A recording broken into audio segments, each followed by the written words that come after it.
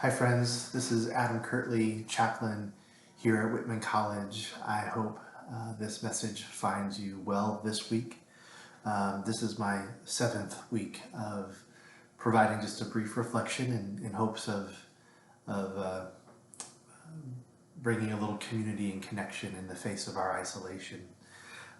Today at sundown marks the beginning of Ramadan, which is of course the month in which Muslims observe a fast from sunrise to sundown um, for 30 days.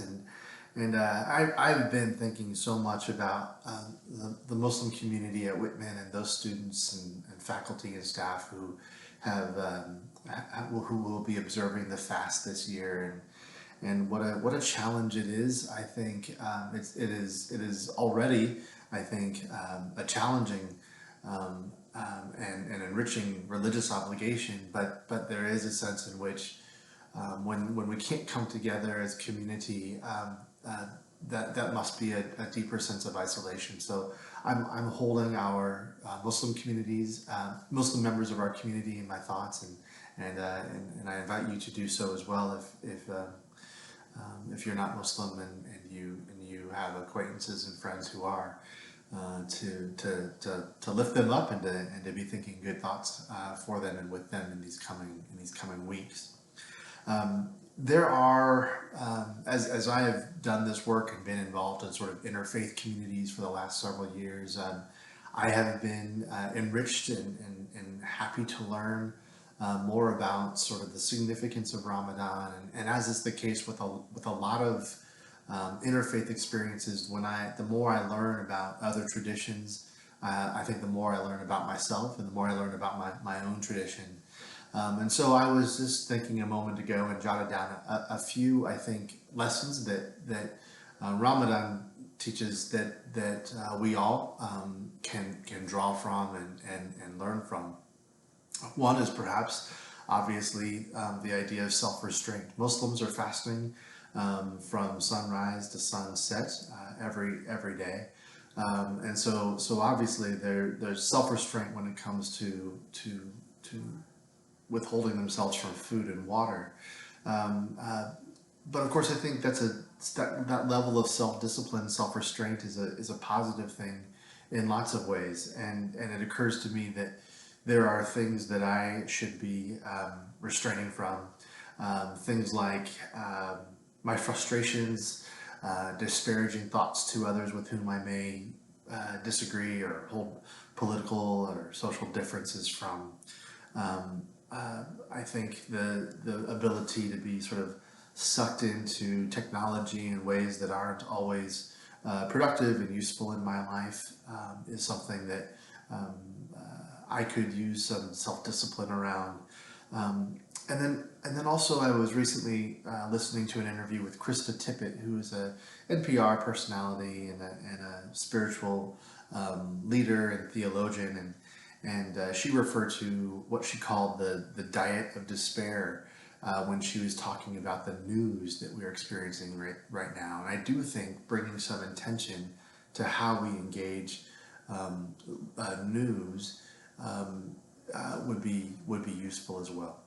Another lesson that I believe that Ramadan teaches me and might teach all of us is the reminder that the um, human struggle is universal to the human experience.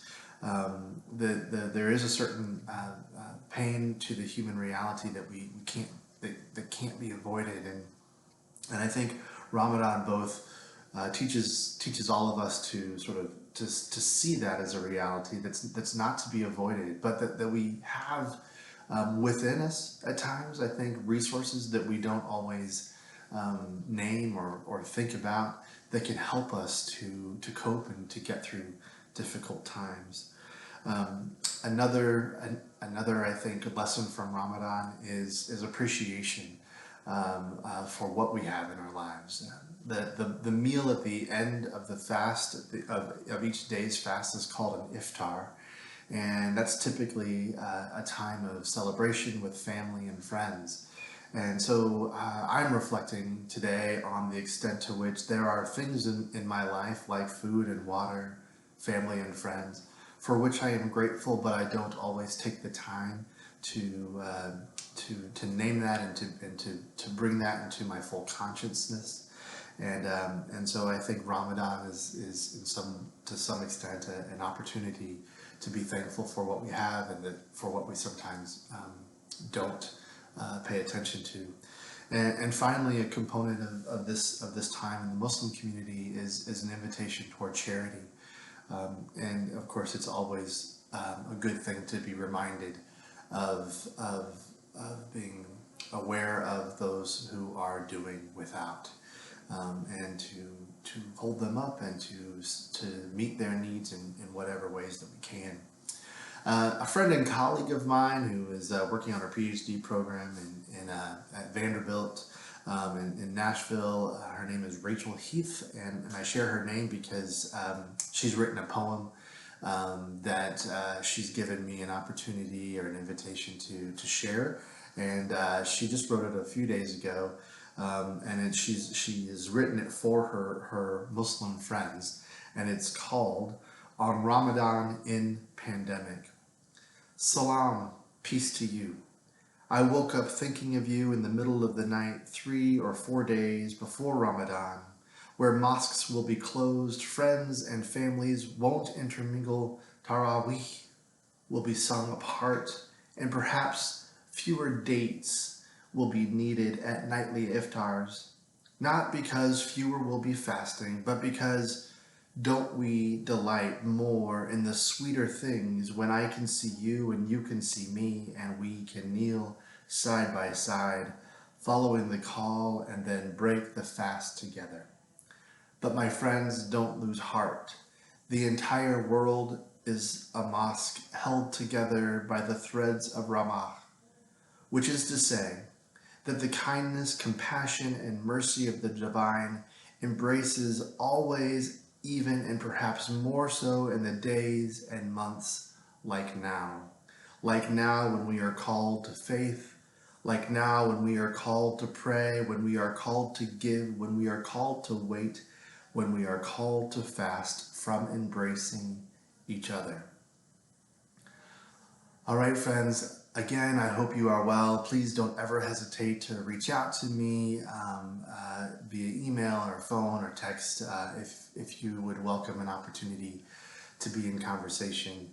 I hope you take care of yourselves and each other, and I look forward to seeing you around very soon.